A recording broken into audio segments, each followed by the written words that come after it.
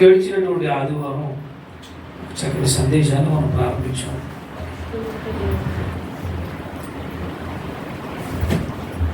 తిరిగి రాని కాకివా తిరిగి వచ్చే బాబులనివా అనేటువంటి సందేశాన్ని గత వారం మనం ప్రారంభించాం. కాకివా పావులనివా రెండు పక్షులను దేవుడు మన కళ్ళ ముందు పెట్టి చక్కటి ఆత్మీయ పాఠాన్ని మనకు నేర్పిస్తూ ఉన్నాడు. తిరిగి రాని కాకివా తిరిగి వచ్చిన పావురానివా, లేదు కాకివా పావురానివా అనేటువంటి సందర్భాన్ని మనం చూసుకుని ముందుకు పడతాం. గడిచినటువంటి గత ఆదివారంలో మనం కాకిని కూర్చున్నటువంటి సందర్భాన్ని మనం విన్నాం. ఇక కాకి అనగానే దాని యొక్క గుణగణాలు, కాకికి ఉన్నటువంటి స్వభావం, దాని లక్షణాలను గురించి గత ఆదివారం మనం మాట్లాడుకున్నాం. కాకికి ఉన్నటువంటి గుణాలు ఏమిటి, కాకి యొక్క స్వభావం ఏమిటి, ఈ కాకిని గూర్చి పావురమును గూర్చి దేవుడు మనకి ఏ పాఠం నేర్పించబోతున్నాడు, నోవాహు కాలంలో జరిగినటువంటి సంఘటనలో ఈ యొక్క రెండు పక్షులను గూర్చినటువంటి సందర్భాలు దేవుడు మనకి తెలియజేస్తున్నాడు. కాకి యొక్క గుణగణాలు గత ఆదివారం మనం విన్నాం కనుక ఇక కాకిని కూర్చున్నటువంటి సందర్భాన్ని మనం దాటుకుని పావురము కూర్చున్నటువంటి సందర్భాన్ని వెళదాం. రెండు పక్షులు, ఇక ఈ రెండు పక్షులను దేవుడు చూపిస్తూ ఏం చెబుతున్నారు మనకంటే, నోవాహు ఓడ అనేది ఒక సంఘముగా, ఆ సంఘములో కాకి ఒక విశ్వాసి, పావురం ఒక విశ్వాసిగా చూపిస్తూ ఈ విశ్వాస జీవితంలో ఎలాంటి స్వభావాలు కలిగి ఉండాలో ఈ రెండు పక్షులను మనకి చూపిస్తూ దేవుడు పాఠాన్ని నేర్పిస్తున్నాడు. కాకి యొక్క స్వభావం, కాకి అనగానే మనకి బైబిల్ పరంగా గుర్తొచ్చేది ఏంటంటే, మరి కాకి చెడ్డదైతే ఏలియా గారికి రొట్టె మాంసం పట్టుకెళ్ళింది కదండి అనేటువంటి సందర్భం మనకు వెంటనే గుర్తొస్తుంది బైబిల్ పరంగా చూస్తే. కాకి రొట్టె మాంసం తీసుకుని వెళ్ళిందంటే జీవరాశులన్నీ దేవుని మాట వినాలి, దేవుడు చెప్పినట్టు చేయాలి. ఇక కాకి గుణపాఠం చెప్పడానికి దేవుడు కరువు కాలంలో ఆహారం లేనటువంటి దినాలలో దేవుడు కాకి ద్వారానే ఏలియాకి ఆహారం పంపించినట్లుగా మనకి తెలుసు. ఇక ఈ కాకిని గూర్చి సందర్భాన్ని మనం పక్కన పెడితే, కాకి ఏం చేసింది అని అంటే, కాకి లోక సంబంధమైనటువంటిదిగా మనకు కనపడుతుంది. అంటే లోకం ఏం చేసాడు నోవాహు గారు అంటే, ఓడ కిటికీ తలుపు తీసి ఆ కాకిని పోవిడిచాను. కాకి వెళ్ళినటువంటి కాకి మరలా ఓడలోనికి నోవాహు దగ్గరకు రాలేదు. అంటే తిరిగి రాని కాకి, అది ఆహారాన్ని తిండి కోసం వెతుకుతూ, అంటే ఈ సందర్భాన్ని మనం ఎలాగా దాన్ని పోల్చాలంటే, అది లోకాన్ని స్నేహించినట్లుగా పోల్చుకోవాలి మనం. ఎందుకంటే అది ఇక వెళ్ళిపోయింది కానీ లోకంలోనికి లేదు, ఆహారం కోసం ఎందుకు వెళ్ళిపోయింది, తిరిగి రాలేదు. అయితే ఇప్పుడు 8వ అధ్యాయం ఆదికాండం, ఇక పావురం దగ్గరికి వెళదాం. గత వారం కాకి కూర్చొని మాట్లాడుకుంటున్నాం కనుక ఇక పావురం కూర్చొని మాట్లాడగలిగితే 8వ అధ్యాయము 8వ వచనం, మరియు నీళ్లు నేల మీద నుండి తగ్గిపోయినవో లేవో అని చూచుటకు అతడు నోవాహు ఏం చేశాడంటే తన యొద్ద నుండి నల్ల పావురమును పోవిడిచేను. అదేం చేసింది, చదవండి. నీళ్లు భూమి అందంతటా, భూమి మీద నీళ్లు ఫుల్ ఉన్నాయి, ఇంకా తగ్గలేదు, తగ్గుముఖం పట్టలేదు. ఉన్నందున అది ఏం చేసిందంటే, కాలు కాదు కదా అసలు ఎక్కడైనా ఉండిపోదాం అనుకుంటే, ఒకవేళ నిలబడదామంటే దానికి ప్లేస్ లేదు. ప్లేస్ అంటే ఒక చెట్టు కానీ పుట్ట కానీ లేదంటే ఒక పర్వతం ఏం కనిపించలేదు దానికి. అప్పుడు అది ఏం చేసిందంటే మరలా తిరిగి వచ్చేసింది. దానికి స్థలము దొరకలేదు కనుక అది ఏం చేసిందంట, పావురం మరలా ఓడలోకి వచ్చేసింది. ఇక్కడ ఒక పాయింట్ మనం ఆలోచన చేద్దాం. ఏమండి, ఏమిటంటే కాకి నల్లగానే ఉంటుంది. అది ఏ దేశంలో అయినా సరే తెల్లకాకులు, పచ్చకాకులు, పశువు కాకులు ఉండవు. శివుడి కాకు ఉంది, శివుడి కాకి, చెవుడు కాకి. అది కూడా అదొక జాతి. ఇందులో కాకిలో అదొక రకం అన్నమాట. అది సేమ్ కాకిలా ఉంటుంది, కాకి మీద పెద్దగా ఉంటుంది. అది దాని రంగు వెరైటీగా ఉంటుంది. కాకి నల్లగా ఉంటుంది, కాకిలో రంగు లేదు. ఇక తెల్లగా ఉందండి, ఉందా? తెల్లగా ఉందా? ఉంటుందిలే. అదేనండి, కొన్ని రకాలుగా మారిపోయి ఉంటుంది, లేదా రంగు వేసి ఉంటారు, ఇలా ఏదో జరిగి ఉంటుంది మొత్తం. వాళ్ళు ఉండండి. తెల్లకాకి, అది నల్లకాకి, తెల్లకాకి. ఇక కాకిని మనం పక్కన పెడితే ఇక పావురం దగ్గరికి వచ్చే ఒక పాయింట్ మనకి ఏంటంటే పాయింట్ నల్ల పావురము అన్నాడు. ఇప్పుడు నల్ల పావురం ఎందుకు వదలాలి? ఇక పావురాల్లో రంగులు ఉంటాయిగా, తెల్ల పావురాలు ఉంటాయి, రకరకాల పావురాలు ఉన్నాయి. ఇక్కడ చాలామంది దీన్ని ఏం చేస్తారంటే అపార్థం చేసుకున్నటువంటి పరిస్థితులు కూడా కనబడుతున్నాయి. కొంతమంది దేవుని పిల్లలు నల్ల కాకి అనగానే, నల్ల పావురం అనగానే ఇష్టపడరు.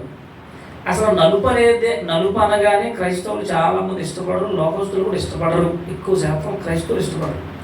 ఎందుకనంటే నలుపు అదొక కీడుకి, లేదంటే నలుపు అనగానే అదొక చెడుగా, లేదు అదొక మంచిది కానట్టుగా చూస్తారండి.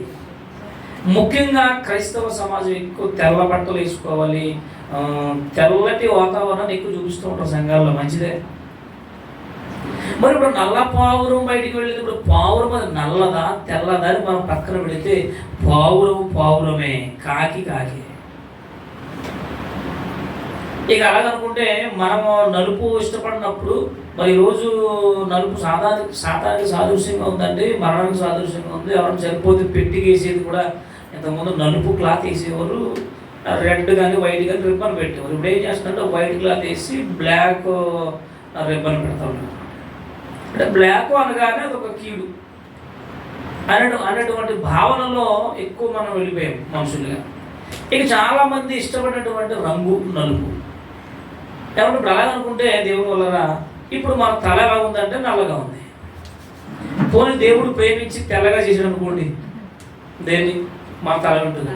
పోనీ దేవా మంచి గిఫ్ట్ ఇచ్చావు, నర్సిన వెంట్రుకలు, సొగసరి కిరీటం అని మంచి తిరుపురంగా ఇచ్చావు, ఆయన నుంచి ముంచుతారు. అలాగా అమ్మ నాయన ఇది తిరుపు ఎందుకు వచ్చింది, అది తెల్లగా అవ్వకూడదు. మరి నలుపు ఇష్టం లేనప్పుడు మన వెంట్రుకలు నల్లగా ఉన్నాయి, చివరికి మన కంటి రెప్పలు వెంట్రుకలు నల్లగా ఉన్నాయి, తర్వాత మన కంటిలో ఉన్నటువంటి కనుగుడ్డు నల్లగా ఉన్నది. ఇక లోపల మనకు కనిపించలేటువంటి కొన్ని అవయవాలు నలుపుగా ఉన్నాయి. మనం వీటిని చేద్దాం, తీసేద్దామా?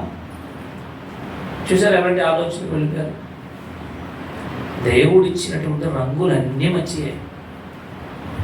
అదేంటంటే కొన్ని ఒక్కొక్క రంగు ఒక్కొక్క చిహ్నం, ఒక్కొక్క సూచన కనపడుతుంది అంతే. దానికి దీన్ని మనం వేరేగా అర్థం చేసుకోకూడదు. నల్ల పావురం అనగానే దాన్ని మళ్ళీ మనం డైవర్ట్ చేయకూడదు. సరే, దాన్ని వదిలేద్దాం. ఇక నల్ల పావురమును బయటికి ఎప్పుడైతే పోవిడిచ్చాడో అది ఏం చేసిందంటే తిరిగింది. ఎక్కడ చూసి నీరే ఉంది, నీరు ఇంకా తగ్గుముఖం పట్టలేదు. ఇక తిరిగి ఏం చేసిందంటే వాడలోకి వచ్చేసింది. మళ్ళీ ఏం జరిగింది నెక్స్ట్, మళ్ళీ రెండవసారి అప్పుడు ఏం చేశాడు, ఆయన చేయి చాపి నోవాహు గారు దాన్ని తీసుకున్నాడు, ఆ పావురాన్ని పట్టుకున్నాడు. తర్వాత మరలా 7 దినములు ఆగి మరలా అదే పావురాన్ని మరలా పంపించారు. అది ఓడలో నుండి వెలుపలకు విడిచిపెట్టాను. అప్పుడు అది ఏమైంది అని అంటే తిరిగి మరలా ఏం చేసిందంటే సాయంకాలమున అది అతని యొద్దకు వచ్చినప్పుడు త్రుంచబడిన ఒలీవ ఆకు, చెట్టు ఉన్నటువంటి ఆకు ఒకటి నోటితో త్రుంచుకుని నోవాహు దగ్గరకు వచ్చింది. మళ్ళీ ఇప్పుడు నోవాహు గారికి అర్థమైంది, ఓహో పర్వాలేదు కొంచెం చెట్లు కనపడుతుంది అంటే నీటి మట్టం తగ్గుముఖం పట్టింది అని నోవాహు గారు అర్థం చేసుకున్నాం. ఇంతకీ ఒలీవ ఆకు ఎలా తీసుకొచ్చింది? ఇది ఒలీవ చెట్టు నీటిలో చచ్చిపోలేదా? ఏమన్నా ఒక చెట్టు కానీ ఏదైనా నీరు ఎక్కువ దాన్ని ఏమంటారంటే నీటి మట్టం ఎక్కువైనప్పుడు, ఓట ఎక్కువైనప్పుడు చచ్చిపోతాయి కొన్ని చెట్లు. ఓట ఎక్కువైపోయినప్పుడు నీరు ఎక్కువ కొంచెం లేచిపోతాయి. మరి 40 రోజులు వర్షం పడింది, చెట్లన్నీ మునిగిపోయి ఆ నీటిలో ఎలా ఉంది ఇది? ఒలీవ చెట్టు త్వరగా చావుండదని ఎరుసలేములో ఉన్నాయి. అవి ఎప్పుడు కూడా ఫలిస్తూ ఉంటాయి, ఎప్పుడు చేరుస్తుంటాయి, ఎప్పుడు అవి పచ్చగా ఉంటాయి. ఒలీవ ఆకుకు చావు లేదన్నటువంటిది సందర్భాలు మనకు బైబిల్ చెబుతుంది. అంత నీటిలో 40 రోజులు పడినటువంటి ఆ వర్షపాతంలో ఆ నీటిలో అది చావకుండా మొత్తం మీద సరే ఒలీవ ఆకులు తీసుకొచ్చి నోవహు గారికి ఇచ్చింది. నోవహు గారు అర్థం చేసుకున్నారు, అంటే పర్వాలేదు నీరు తగ్గింది. తర్వాత మళ్ళీ ఏం జరిగింది చూడండి. గనుక నీళ్లు భూమి మీద నుండి తగ్గిపోయినని నోవహుకు అర్థమైంది. అతడు ఇంకా మరి 7 దినములు తాలి అనగానే ఆగి మరి 7 రోజుల తర్వాత మరలా పంపించాడు. ఇప్పుడు ఎన్నోసారి ఇది? 3వసారి. ఫస్ట్ సారి పంపించాడు 40 అది తిరిగి వచ్చేసింది. ఇక 2వసారి పంపించాడు, ఒలివ ఆకు తుడుచుకొని వచ్చింది. మళ్ళా 3వసారి పంపించాడు, అది మళ్ళా ఏం చేసిందంటే రాలేదు. అది అతని యొద్దకు తిరిగి రాని కాకివా, తిరిగి వచ్చిన పావురానివా అనేటువంటి టాపిక్ ఇది. దీని మీద రెండింటి మీద పాట కూడా ఉందండి. నేను ఎప్పుడు వెళ్ళలేదు. అది పాట కూడా మంచి పాట కట్టారు, కాకి పావురం. అంటే ఈ రెండు కూడా సాదృశ్యంగా కనబడుతుంది. విశ్వాస ఆత్మీయ జీవితానికి సాదృశ్యంగా కనబడుతుంది. బైబుల్ ఎప్పుడు కూడా ఒకే విధంగా మనం తీసుకోకూడదు. బైబుల్ 3 సందర్భాలుగా రాయబడింది. ఒకటి అక్షరార్థంగా, రెండవది ఆత్మీయంగా, మూడవది ఒకటి అక్షరార్థంగా, ఒకటి ఆత్మీయంగా, మూడవది రూపకలంకరంగా రాయబడింది బైబిల్ మనం అన్ని తీసుకోవడానికి మనకు అన్ని ఆత్మీయంగా తీసుకోకూడదు, అన్ని రూపకలంకరంగా తీసుకోకూడదు, అన్ని అక్షరార్థంగా తీసుకోకూడదు. సందర్భాన్ని బట్టి కాలానుగుణంగా దేవుడు 3 విధాలుగా రాయించాడు బైబిల్. ఇక ప్రకటన గ్రంథంలోకి వెళ్ళగానే ప్రకటన గ్రంథంలో ఎక్కువ శాతం అది రూపకలంకరంగానే ఉంటుంది. దానికి 7 తలలు కలవు, 10 కొమ్ములు కలవు. 7 తలకలు కలిగింది ఏముంది? ఏమీ లేదు. ఒకటేమో సింహం ముఖం అంటాడు, ఎలుగుబంటి ముఖం అంటాడు, ఏనుగు ముఖం అంటాడు, తర్వాత తోడేలు, ఎలుగుబంటి, ఈ ముఖాలన్నీ కలిగినటువంటి జంతువు ఏమన్నట్టు లేదు. మనం వాళ్ళ క్రూర మృగం కోసం మాట్లాడుతాం. క్రూర మృగం అనగానే ధనానికి సూచనగా ఉంది. ఇక ఇలాంటి జంతువు ఏమైనా ఉందంటే లేదు. మరి ఎందుకు ప్రకటన గ్రంథంలో రాయించాడంటే వాటి యొక్క స్వభావాన్ని చూపించడానికి దేవుడు ఈ జంతువులన్నింటినీ కలిపినట్లుగా మనకు కనపడుతుంది. అవన్నీ ఏంటి? మంచి జంతువులు అంటే కాదు, క్రూరత్వం కలిగినవి. అందుకే దానికి ఉన్న పేరు ఏంటంటే అది క్రూర మృగాలు అంటారు. క్రూరత్వం కలిగినవి, వాటికి జాలి దయ కనుక ఉండదు, దొరికితే తినేటివి. అంటే ఇలాంటి లక్షణాలు చూపిస్తూ అది రూపకలంకరంగా రాయబడినటువంటి సందర్భాలు. కొన్ని ఆత్మీయంగా తీసుకోవాలి, కొన్ని అక్షరార్థంగా తీసుకోవాలి. ఇప్పుడు ఇక్కడ కాకిని పావురాన్ని మనకు చూపిస్తూ మన ఆత్మీయ జీవితానికి ఒక పాఠాన్ని నేర్పిస్తున్నాడు. తిరిగి రాని కాకి, అది ఒక్కసారి వెళ్ళిపోయింది. ఇక వెళ్ళిపోయినటువంటి కాకి అది లోకానికి సాదృశ్యంగా కనబడుతుంది. అది తిండి కోసం మొత్తం మీద తిరుగుతూ ఏమైపోయిందో తెలియదు. అది బ్రతికిందా చచ్చిందో తెలియదు, అది ఏ మూలకి వెళ్ళిందో తెలియదు. కానీ పావురం మాత్రం తిరిగి వచ్చింది. అంటే కాకి మనకి లోకానికి లేదంటే లోక ఆకర్షణకు సాదృశ్యంగా కనబడుతుంది విశ్వాసులకు. ఏమంటే పావురం కాకి తర్వాత పావురం వెళ్ళింది. పావురం వెళ్ళినప్పుడు ఇది ఎక్కడ ఉండిపోలేదు, తిరిగి వచ్చిందిగా. అప్పటికే నీరు ఉంది. మరి అప్పటి వరకు ఈ కాకి ఎక్కడ ఉందంటారు? తెలియదు. కనీసం సంఘము, సహవాసము, సేవకుడు అనేటువంటి జ్ఞానం లేకుండా ఈ కాకి ఏం చేసిందంటే పోయింది. చాలామంది ప్రభువు నమ్ముకున్న తర్వాత లోక ఆకర్షణకు గురయ్యి ఏదో లోకంలో సంతోషం ఉంది, సమాధానం ఉంది, లోకంలో ఆనందం ఉందనేటువంటి ఆలోచనతో చాలామంది ఏం చేస్తారంటే బాప్తిస్మం తీసుకుని సంఘంలో ఆత్మీయంగా బ్రతుకుతూ లోకానికి అడిక్ట్ అయిపోతారండి. ఇక లోకానికి ఎప్పుడైతే కనెక్ట్ అయిపోయారో మరలా చర్చికి రావడానికి కానీ, దేవుడు మాటలు వినడానికి కానీ, ఇక పాస్టర్లు కానీ, విశ్వాసులు కానీ ఇష్టపడరు. వాళ్ళు దేనితో పోల్చబడ్డారంటే కాకితో పోల్చబడ్డారు. ఇక వీళ్ళకి దేవుడు అంటే ఇష్టం ఉండదు. ఎందుకంటే లోకమే బాగుంటుంది, లోకాన్ని బాగుంటుంది, లోకాన్ని స్నేహిస్తారు. అందుకే గత వారం నేను చెప్పాను, యాకోబు పత్రిక 4:4 అక్కడ ఏముందంటే వ్యభిచారులారా. యాకోబు పత్రిక 4. వ్యభిచారులు అనగానే దేవుని వల్ల ఇది చాలా కఠినమైన పదం. ఇది ఎక్కువ ఇశ్రాయేలులకు ఉపయోగించబడినటువంటి పదం ఇది. ఎందుకు అని అంటే ప్రభువుని తెలుసుకున్న తర్వాత బాప్తిసం తీసుకుని సంఘములో చేర్చబడి సహవాసంలో ఎదుగుతున్నటువంటి చాలా మంది ఏం చేస్తారంటే లోకంలో కలిసిపోతారు. వల్ల దేవుని దగ్గరికి రారండి. కాకిలాంటి స్వభావం వాళ్ళని వాక్యం ఏమో తెలుసా, వ్యభిచారులారా. ఇంకో విషయం చెప్పమంటారా, దేవుని వాక్యం చెబుతున్నప్పుడు అది వినకపోతే, ఒకవేళ విన్నా తిరుగుబాటు చేసి దాన్ని వక్రీకరిస్తే, అలాంటి వాళ్ళు ఏమన్నా తెలుసు బైబిల్, కుక్కలు అన్నది. కుక్క, పందులు ముందు ముత్యములు చల్లకుడి. తెలియనప్పుడు తెలుసుకోవాలి. చాలామంది విమర్శిస్తూ ఉంటారు బయట. ఈరోజు ఎవడాడు పిల్లగా బాబా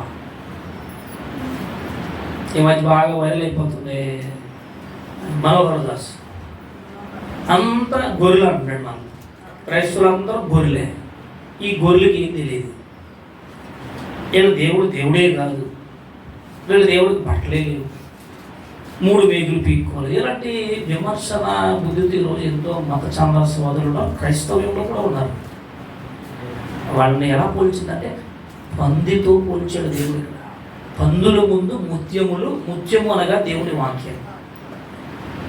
తిరుగుబాటు చేసేవాళ్ళు పందులతో పోల్చడం, వక్రీకరించుకోవడం. దానికి దేవుడు వాళ్ళు తెలియకపోతే తెలుసుకోవాలి, వినాలి, ఆలోచించాలి, గ్రహించాలి. ఏమండి, ఇప్పుడు ఇక్కడ నెక్స్ట్ మనకు కనపడే పదం ఏంటంటే, ఇది మొత్తం మీద తిరిగి ఎక్కడ ప్లేస్ లేదు, పావురానికే ప్లేస్ లేదు. పావురం తిరిగి వచ్చేసినప్పుడు ఇది ఎక్కడికి వెళ్ళింది కాకి.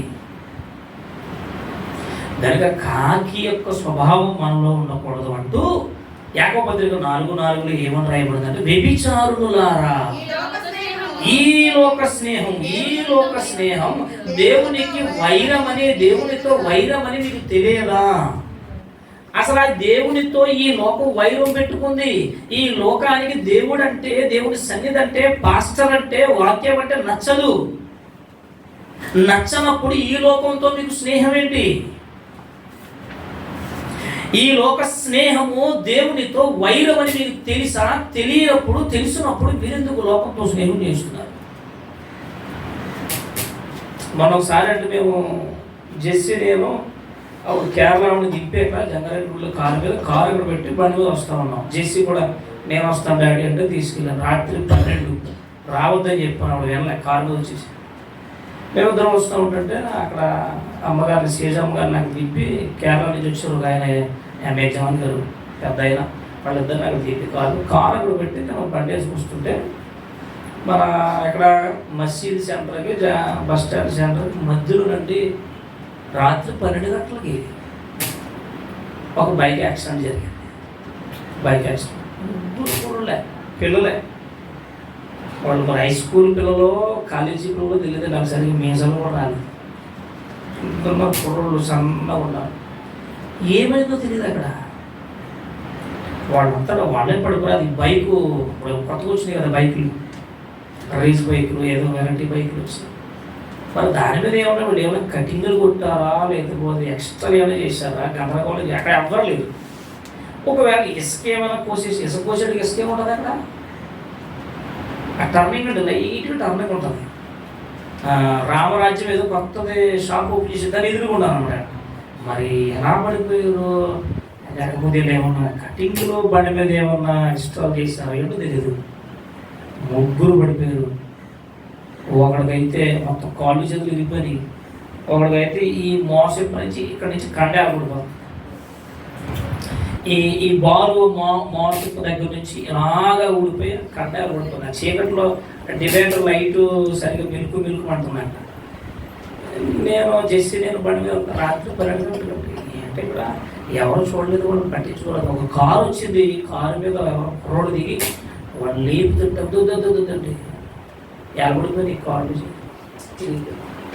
వాళ్ళు నాకు తెలిసి కాలేజీ పిల్లలు, హై స్కూల్ పిల్లలు చిన్నోళ్ళే. అక్కడ చీకట్లో సరిగ్గా కనపడలేదు. ఆ మాంసం ముద్ద మాత్రం కిందకి ఏలబడిపోయిందండి. వాళ్ళు లేపుతుంటే వద్దు లేకపోతుంటే అన్నారు, కాళ్ళు ఇరిగిపోయి. వాళ్ళు అన్నారు, కాళ్ళు చేతులు ఇరిగిపోయారా? ఎలా జరిగిందో తెలియదు. అర్ధరాత్రి 12 గంటలకి, ఆ సమయంలో 12 గంటలకి నీకు పనేంటి బయట? తల్లిదండ్రులు వాళ్ళకి సెల్ ఫోన్లు మంచి బైకులు కొని ఎంజాయ్ అంటే వాళ్ళ చివరికి బ్రతికేంటి చెప్పండి. లోకంతో నీకు స్నేహం ఏంటి? క్రైస్తవులుగా దేవుని పిల్లలుగా ఈ లోకంతో మనకి పొంతనేంటి? ఈరోజు పిల్లలని పెద్దవారిని ఎవరు లేరండి. ఈ లోక స్నేహానికి ఎక్కువ మక్కు చూపుతుంది ఈరోజు క్రైస్తవ్యం కూడా. అర్ధరాత్రిలో 12 గంటలకు బైకుల మీద వీళ్ళకి షికారులు ఏంటి, కాళ్ళు చేతులు ఎవడెవరు కొట్టుకున్నాడు, ప్రాణాలు పోతే ఎవరండి, ఎవరు మార్చుతారు? ఈరోజు ఇలాంటివి ఎన్నో తాగేసి కొట్టుకోవడం, చంపుకోవడం ఎన్నో సంఘటనలు జరుగుతున్నాయి కదా కళ్ళ ముందు. అందుకే దేవుడు వ్యభిచారులారా, ఈ లోక స్నేహముతో ఈ లోకముతో స్నేహ దేవునికి వైరమని మీకు తెలియదా? అసలు ఈ లోకంతో మీకు స్నేహం ఏంటి? ఈ లోకాలతో ఈ లోక పనులతో ఈ లోకస్తులతో మీకు పని ఏంటని అడుగుతున్నాడండి. కాకికున్న స్వభావం అది లోకాన్ని ప్రేమించింది, తిండికి ఆతురపడింది. అది తిరిగి మరలా తన యజమానుడైనటువంటి నోవాహు దగ్గరికి రాలేదు. వాడలోనికి 40 రోజులు తిన్నావుగా, 40 రోజులు వాడలో ఆహారం తిన్నావు, నీళ్లు త్రాగావు, చక్కగా నిన్ను చూసుకున్నాడు నోవాహు. మన తిరిగి రావాలనే ఇంగిత జ్ఞానం దానికి లేదంటే దాని స్వభావం అది కాదు. అది లోకంలో తిరిగే స్వభావం ఎక్కువ. కాకి కృతజ్ఞత లేనిది ఉంటుందిగా కనపడుతుంది, కానీ పావురానికి అలాంటి స్వభావాలు ఉండవండి. అందుకే దేవుడు ఈ 2 పక్షులను చూపిస్తున్నాడు మనకి. ఇక కాకిని మనం పక్కన పెట్టి పావురం దగ్గరికి వచ్చేద్దాం. ఏమండి? ఇక నెక్స్ట్ పరమగీతం. అక్కడ మనం చూసాం కదా, ఇది ఇంచుమించు 3 సార్లు, 2 సార్లు వెళ్ళేది, మొదటిసారి వెళ్ళేదే వచ్చింది, రెండోసారి వెళ్ళేదే వచ్చింది. ఇక 3వసారి అది ఏం చేసిందంటే ఇక తిరిగి రాలేదు. నోవాహు గారికి అర్థమైంది, అమ్మయ్య నీటి మట్టం తగ్గుముఖం పట్టింది, నీరు తగ్గిందని అర్థం చేసుకున్నాడు నోవాహు గారు. ఇక నెక్స్ట్ పావురం దగ్గరికి వచ్చేసాం కనుక మనం పావురం కూడా లక్షణాలు చూసుకుని త్వరగా ముగించుకుందాం. పరమగీతములు 2వ అధ్యాయము 14వ వచనం చూద్దాం. పరమగీతం. ఈ పరమగీతం అంటే ఎక్కువ దీన్ని ఎక్కువ టచ్ చేయరు. ఎందుకంటే ఇది సంఘముతో పోల్చబడినటువంటి వర్ణన. పరమగీతం ఏంటంటే సంఘం, ప్రియుడు అనగా యేసుక్రీస్తు, ప్రియురాలు అనగానే సంఘం.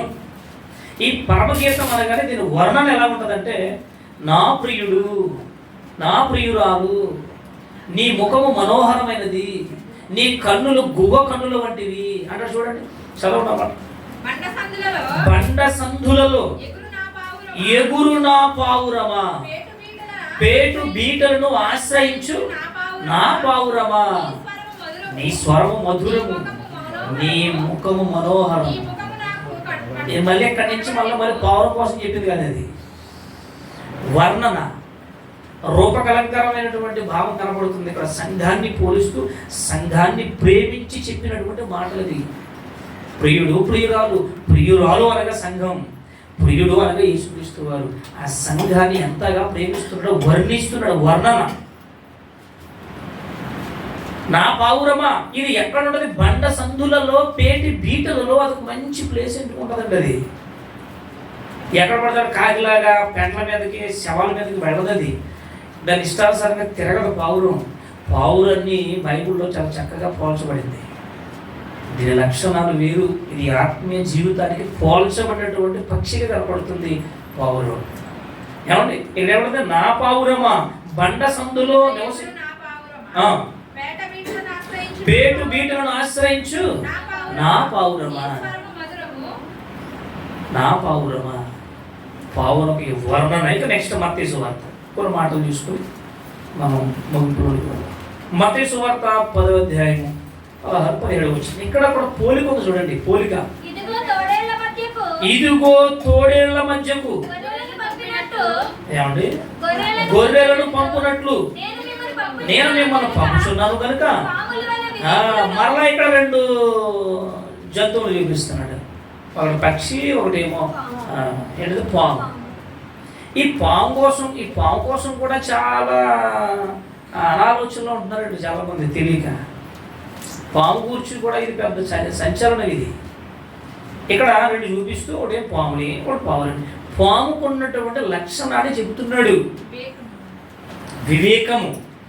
చాలా మందికి ఇప్పటికీ క్రైస్తవ సమాజంలో అర్థం కానిది ఏంటంటే, మన ఇంట్లో కానీ పాము వచ్చేసింది అనుకోండి, ఏదో పాము, పాము ఏదో పాము, అవేమంట బాబోయ్ మా ఇంట్లో సాతానుడు వచ్చేసాడు. ఎవరు వచ్చేసారట? సాతానుడు. అది సాతానా? పాము సాతానా అంటే ఎదగలేదండి. క్రైస్తవం అలా ఉండిపోయింది. పాము సాతానని బైబిల్లో లేదే. ఆహా, ఆది కాండములో అవ్వమ్మని మోసం చేసిన సర్పం ఆ సర్పం కాదు, ఈ సర్పం. ఆ సర్పం కోసం మీకు చెప్పాలంటే నేను స్క్రీన్ పెట్టి దాని మీద అది ఎంత ఆకారం ఉంటుందో, దాని గుణగణాలు ఏంటో, దాని భయంకర స్వభావం ఏంటో, దాని పేరేంటో యోబు గ్రంథము, కీర్తన గ్రంథము, యెషయా గ్రంథాలలో రాయబడినటువంటి వివరణ మీకు ఇవ్వాలి. అప్పుడు పాము ఏంటో మీకు అర్థమవుతుంది.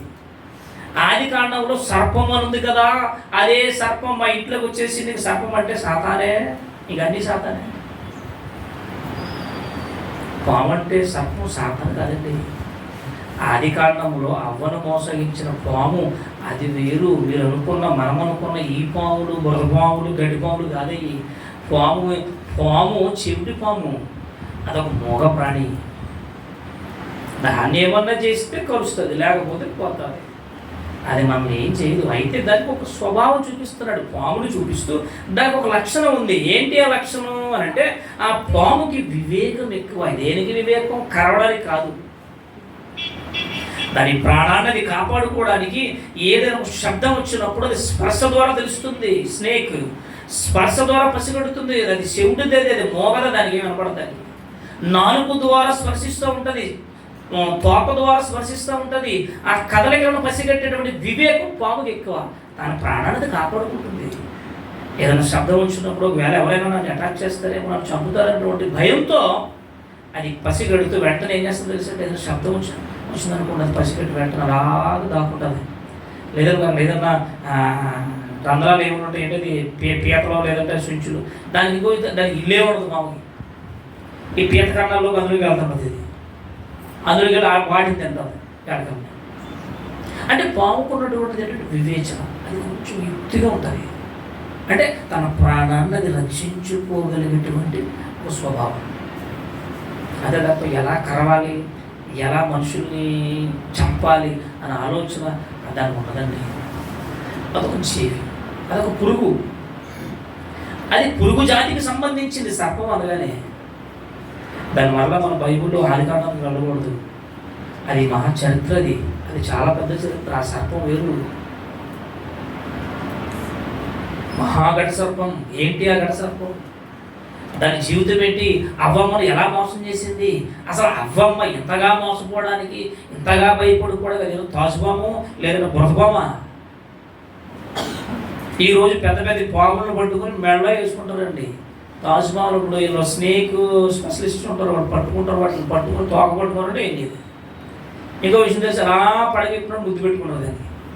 దాన్ని ఇక్కడ ముద్దు పెడతామే, దానికి తెలియదు అది మోగదది. ఇక దాన్ని చూడగానే అమ్మో బాబోయ్ బాబోయ్ అల్లిపోయి నాలుదేవత, నాలుదేవుడు, నాగరాజ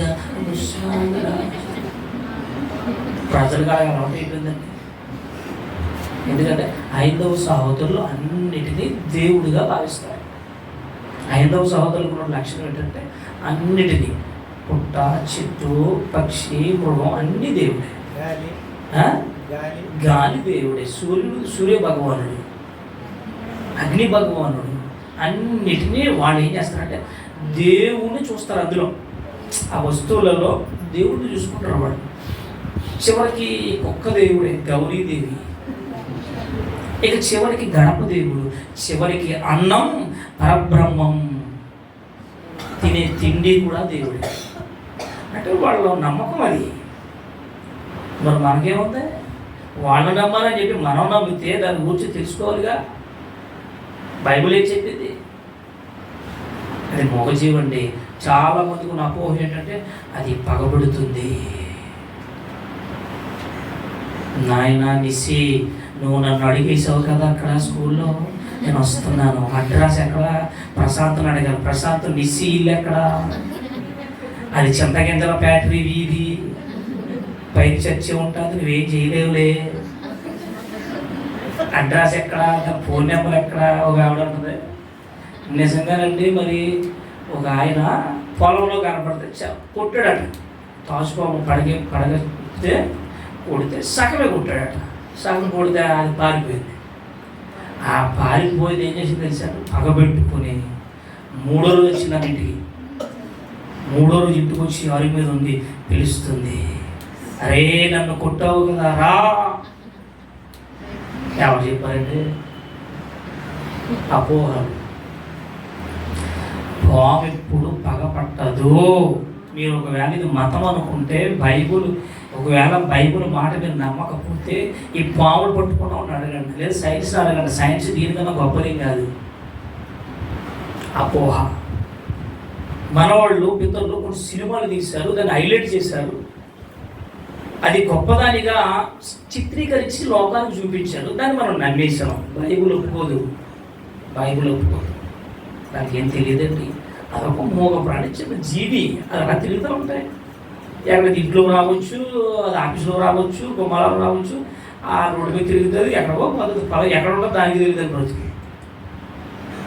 అక్కబాటలో మన విశ్వాస ఒక అమ్మాయి ఉంది, పద్మ గారు. ఆవిడ బీమే వెళ్తుంటే గుమ్మాలో ఎంత లాభం ఎంత అవసరం ఆమె బాబాయ్ పక్కనే జాయిలాగి ఆవిడ అలా కూర్చోండి గుమ్మాలో ఇంటి దగ్గర. బీమే ఎదుర్కొంటుంది చేరడం. పక్కని ఆవిడ పక్క అలా కాలు పక్కనే చూసింది. తలకాయ శాఖ దగ్గరికి వచ్చే చూసిందండి. అమ్మ నాయన బాబు వచ్చేసింది బాబాయ్. మొత్తం జాయిగా వెళ్ళిపోయింది. అదేం చెప్పలేదు, పోయిందని. వాళ్ళ ఆయన గారు లేడు. ఏం చేయాలి తిరుగుతాయి తాచుకోలు. మనకు అక్కమ్మలో చర్చి ఉందా, చర్చి దగ్గర పెద్ద పెద్ద తాచుకోలు తిరుగుతాయి, ఎప్పటికీ తిరుగుతాయి. మధ్యాహ్నం కాలం, సాయంత్రం టైంలో. ఎందుకంటే మన చివరి పొలం దగ్గర ఉన్నాయి, పెద్ద పెద్ద పాము తిరుగుతాయి. వాటి జీవితం అది. దాన్ని మనం ఎప్పుడు హైలైట్ చేయకూడదండి. ఓకేనా? ఎప్పుడైనా మీకు అవ్వమ్మను మోసపరిచినటువంటి సర్పం కోసం మాట్లాడతాం. అది వాక్యం చెప్తే అర్థం కాదు, అది మీకు చూపించాలి. స్క్రీన్ చూపిస్తే అర్థం. రైట్, ఓకే, ముందుకు వచ్చేయండి. ఇక రెండవది ఏమంటే పాము వలె వివేకంగా ఉండండి. రెండవ పక్షి పావురాన్ని చూపిస్తున్నాడు. పావురానికి ఉన్న గుణం ఏంటి? నిష్కపటమైనది. నిష్కపటాన్ని సాధువు కలిగింది. అది పావురం ఎప్పుడు కూడా గొడవలు పెట్టుకోదండి. పక్కదాన్ని పొడిచి చంపేది. కాకుండా అనుకోండి, కాకి అనగానే కావు అని పిలుస్తుంది అంటే మీరు చెప్పారుగా. కావు అనగానే మిగిలిన కాకిలన్నీ పిలుస్తుంది. మరి పిలిచిన తర్వాత అన్ని కలుపుతున్నారుగా, పక్కదాన్ని తిన్న పొడి చేస్తుంటుంది. అక్కడ ఒకటి అటాక్ మళ్ళీ దానికి గొడవ. కానీ పావురం ఉందనుకోండి, అది ప్రశాంతంగా ఒక పచ్చటి ప్లేస్లోకి వెళుతుంది, ఒక మంచి ప్లేస్లోకి వెళుతుంది. అది ఎంత తలలో అంత తింటుంది, గొడవలు పెట్టుకోదు. అంటే పావురానికి ఉన్నటువంటి మంచి లక్షణాలు దేవుడు చూపిస్తున్నాడు. అది ఏమంటే నిష్కపటమైనది. ఇక నెక్స్ట్ ఇంక ముందుకు వెళ్దాం, టైం అయింది. లూకా సువార్త 2వ అధ్యాయం 24వ వచనం. లూకా సువార్త 2వ అధ్యాయం 24వ వచనం. మోషే ధర్మశాస్త్రము చొప్పున వారు తమ్మును శుద్ధి చేసుకుని గడిచిన దినములప్పుడు ప్రతి తొలిచూలి మగబిడ్డను ఏం చేయాలంటే, అది ఇశ్రాయేలు ధర్మశాస్త్రం ప్రకారంగా తొలిచూలు పిల్లలను మగబిడ్డను ఏం చేయాలంటే ప్రతిష్ఠ చేయాలి. ప్రతిష్ఠ చేసేటప్పుడు బలి ఇవ్వాలి, అంటే దేవుడికి సమర్పించుకుంటారు.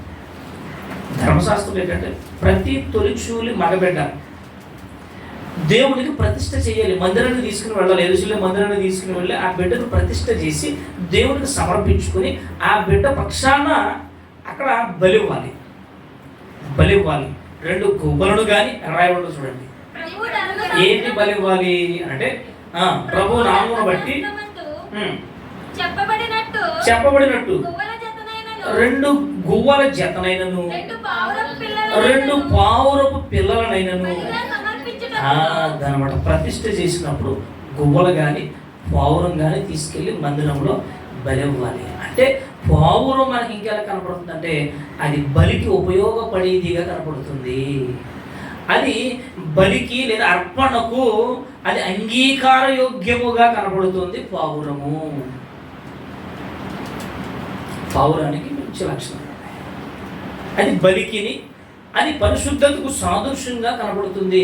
ఇక దేవుడు అంగీకరించడానికి యోగ్యత కలిగినటువంటి అర్హత కలిమిదిగా కనపడుతుంది. కాకిని తీసుకొచ్చి బలివ్వడం. పౌరాన్ని ఎందుకు బలివ్వాలి? ధర్మశాస్త్రంలో పావురాలు గువ్వలు. ఇక్కడ మిమ్మల్ని ఒక ప్రశ్న అడుగుతాను, మీకు తెలిస్తే చెప్పండి, లేకపోతే లేదు. ఇక్కడ 2 సందర్భాలు 2 పక్షులు ఉన్నాయి. ఇది రెండో ఒకటి అనేది మీరు చెప్పాలి, మీకు తెలిస్తే చెప్పండి, లేకపోతే లేదు. ఓకేనా? 2 గువ్వలనైనను 2 పావురములనైనా అన్నాడు. ఇప్పుడు 2 ఒకటా లేదా వేరు వేరా?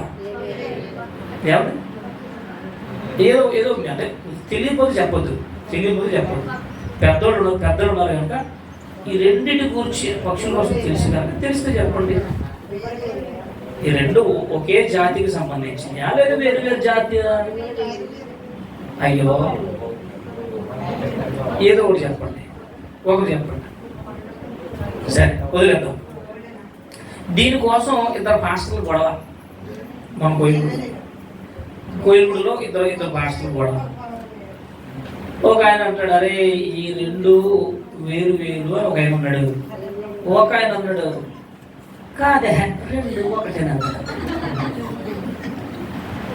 ఒక్కొక్క పాస్టర్ అన్నాడు, నీకేం తెలిసా 2 ఒకటే. ఒక ఆయన అన్నాడు, నీకేం తెలుసా 2 వేరు వేరు అన్నాడు. ఒరే మీకు నమస్కారం, మధ్యలో నేను నోటర్ అయిపోయాను. సరే కదా, కుట్టుకులా ఉన్నారు. ఈయన చెప్పినా వినడం, ఆయన చెప్పినా వినడం, మీరు ఎలా చేసుకున్నా నేను మాట్లాడలేదు. ఈ 2 వేరు వేరు జాతులండి, 2 ఒకటి కాదు.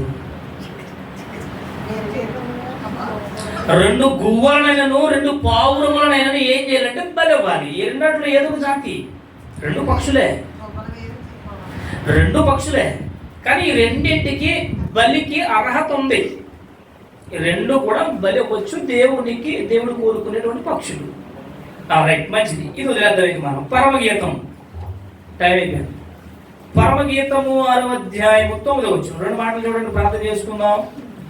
పరమగీతములు 6వ అధ్యాయం 9వ వచనం. నా పావురమా, నా నిష్కలంకురాలైన ఒక్కతే. చాలండి. అంటే పావురము గురించి మనం వింటున్నాం కనుక పావురము యొక్క వివరణ, దాని గుణగణాలు, దాని యొక్క స్వభావం. ఇప్పుడు పావురాన్ని ఇక్కడ ఎలా పోల్చాడంటే, నా నిష్కలంకురాలు అయిన పావురమా అంటే సంఘానికి పోలిక. నీ కన్నులు గువ్వ కన్నుల వంటివి, నీ ముఖము అందమైనది, నీ స్వరము మాధుర్యమైనది. ఇలాగా వర్ణన జరుగుతుంది, పోలిక. ఈ పరమగీతములలో ఎక్కువ వర్ణన, సంఘపు వర్ణన. అంటే ఇక పావురానికి ఉన్నటువంటి గుణం ఏంటంటే నిష్కలంకమైనది, నిష్కపటమైనది. ఇక చివరి మాట, మత్తయి సువార్త 3వ అధ్యాయం 16-17 వచ్చింది. 16 యేసు బాప్తిసం పొందిన వెంటనే నీళ్లలో నుండి ఒడ్డునకు రాగా ఇదిగో ఆకాశము తెరవబడి దేవుని ఆత్మ ఏ రూపంలో వచ్చిందట? పావురపు రూపంలో వచ్చింది. పావురం అంటే చివరికి పరిశుద్ధాత్మ, మహాశక్తి కలిగినటువంటి ఈ ఆత్మ ఏ పక్షి రూపానికి వచ్చిందంటే పావురం. ఇంకా ఉన్నాయిగా చాలా పక్షులు, అవన్నీ వదిలేసి ఏ కాకినో ఏ గ్రద్దనో ఏమన్నా ఇంకా పిచ్చుకునో కొన్ని గుంపులు పక్షులు ఉన్నాయి. ఆ పక్షులు ఏదో పక్షి తీసుకోకుండా ఈ పావురం రూపంగా ఎందుకు వచ్చింది ఆత్మ? ప్రశ్న. అంటే దీనిని బట్టి పావురము యొక్క మంచి లక్షణాలు దేవుడు నాకు నేర్పిస్తున్నాడు. ఇక కాకికి ఉన్నటువంటి గుణగణాలు ఏంటంటే అది వెళ్ళిపోయింది, అది భూమి మీద ఇటు అటు తిరుగుతూ ఉండిపోయింది తప్ప అది తిరిగి మరలా నోవాహు దగ్గరకు కానీ ఓడ దగ్గరకు కానీ రాలేదు. దీన్ని బట్టి మనకి ఏమర్థమైందంటే దేవుని పిల్లలుగా ఇక్కడ ఒక ఆత్మీయ అర్థం, 2 అర్థాలు కనపడుతున్నాయి. ఒకటి కాకి జీవితమా లేదా కాకి స్వభావమా, రెండవది పావురపు జీవితమా పావురపు స్వభావమా. ఈ రెండింటిలో మనం బ్రతుకు ఎలా ఉన్నది, మన ఆత్మీయ జీవితం ఎలా ఉన్నదో వర్ణించుకుంటూ మన ఆత్మీయ జీవితంలో పావురము లాంటి స్వభావం, నిష్కపటమైనటువంటి స్వభావం కలిగి అది పరిశుద్ధతకు సూచనగా కనపడుతుంది. అది సాధుతత్వానికి సాదృశ్యంగా కనపడుతున్నటువంటి పావురపు జీవితాన్ని మనం అందరం కలిగి ఉండాలని దేవుడు కోరుకుంటున్నాడు. ఒకవేళ మనం ఎప్పుడైనా తప్పిపోయి మరలా లోకంలో కలిసిపోయామా, మరలా తప్పు తెలుసుకుని మరలా సంఘానికి హాజరవ్వాలి. ఒకవేళ మనం తెలిసి తెలియక మనం లోపల కలిసిపోయామా, మరలా మనం తప్పు తెలుసుకుని సంఘానికి హాజరవ్వాలి, తిరిగి రావాలి. పావురం తిరిగి వచ్చింది, కాకి తిరిగి రాలేదు. దానికి మనం ఎప్పుడూ కూడా తిరిగి వచ్చేవారుగా, నిష్కలంకులుగా, మంచి పావురపు లక్షణాలు కలిగి, పరిశుద్ధత కలిగి, సాధుతత్వం కలిగి, ఆ ప్రభువులో ఆత్మీయ జీవితంలో మరింతగా వర్ధిల్లాలని, ఎదగాలని కోరుకుంటే మాటలు ముగిస్తున్నాను. ప్రార్థన చేసుకున్నాను. దయగలిగిన దేవ, గొప్ప దేవ, మీకు వందనాలు. మరి కాకి పావురమును కూర్చున్నటువంటి రెండు పక్షులను చూపిస్తూ ఆయన ఆత్మీయ పాఠాన్ని మీరు మీ పరిశుద్ధ గ్రంథంలో రాయించారు. అవును నాయన, ఈ సృష్టిలో జీవరాశులు సృష్టిని ధ్యానిస్తే అవి మీకు బోధించును, నేర్పించును అన్నారు. అవును నాయన, అట్టి బోధను మేము అంగీకరించి ఇదిగో ఈ కళ్ళ ముందు కనిపిస్తున్నటువంటి ఎన్నో జీవరాశులు, ఈ సృష్టి అందాలు, ఈ సృష్టి ప్రకృతిని బట్టి నాయన మీరు మాకు నేర్పిస్తున్న అద్భుతమైన ఆత్మీయమైన పాఠాలను బట్టి మీకు వందనాలు, స్తోత్రాలు చెల్లిస్తూ, ఇదిగో నాయన మరి కాకి వలె ఉంటావా, పావురం వలె ఉంటావా అనేటువంటి రెండు పక్షులను బట్టి మీ బిడ్డలతో మీరు మాట్లాడారు. ఆయా పావురాలకు ఉన్నటువంటి సాధుతత్వం కలిగి, నిష్కలంకమైనటువంటి జీవితం కలిగి జీవించగలిగి, మీకు ఉపయోగపడేటువంటి జీవితాన్ని, ఆత్మీయ జీవితాన్ని మీ బిడ్డలందరికీ అనుగ్రహించి దీవించి మేము పొందమని, తదుపరి రొట్టె ద్రాక్షరసం ప్రభు బల కార్యక్రమంలో మీ తోడు అనుగ్రహించి దీవించి మేము పొందమని క్రీస్తు వారి పేరటి ప్రార్థిస్తున్నాం తండ్రి. ఆమేన్. అందరికీ వందనాలండి.